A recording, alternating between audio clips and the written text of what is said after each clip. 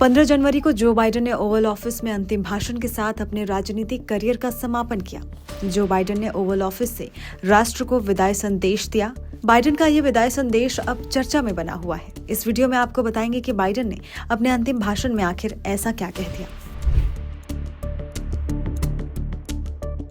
दरअसल Joe Biden ने अपने विदाई भाषण में अमेरिका को लेकर ऐसी बातें कह दी कि न सिर्फ अमेरिका बल्कि दुनिया भर में ये चर्चा का विषय बन गई है। बाइडेन ने कहा कि उन्होंने गाजा में शांति की डील करा दी है। उन्होंने कहा कि उनके प्रशासन ने 8 महीने की लगातार बातचीत के बाद हमास और इजरायल में युद्ध विराम और बंधक समझौते को कराया है।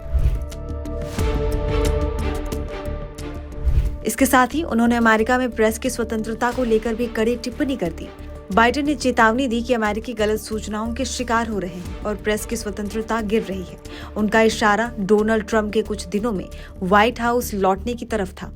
बाइडेन ने राष्ट्र के नाम अपने विदाई संबोधन में कहा कि अमेरिकियों को और दुष्प्रचार के ढेर के नीचे दबाया जा रहा है, जिससे सत्ता का दुरुपयोग हो रहा है। उन्होंने आगे कहा कि प्रेस की स्वतंत्रता गिर रही है।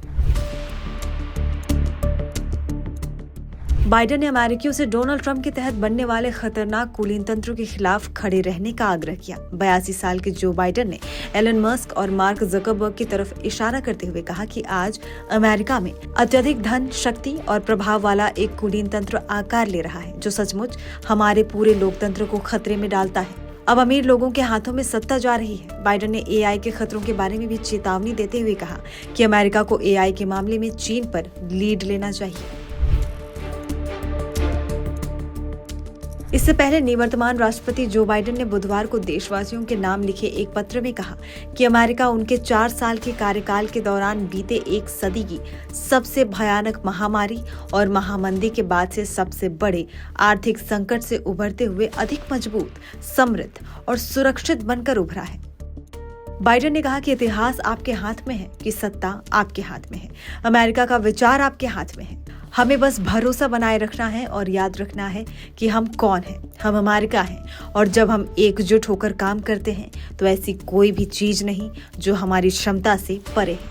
उन्होंने अमेरिकियों से कहा कि अब पहरा देने की आपकी बारी है। बताते चले कि अमेरिका के 46वें राष्ट्रपति के तौर पर बाइडेन का 4 साल का कार्यकाल 20 जनवरी को खत्म होगा, जब डोनाल्ड ट्रंप देश के 47वें राष्ट्रपति के रूप में शपथ ग्रहण करेंगे।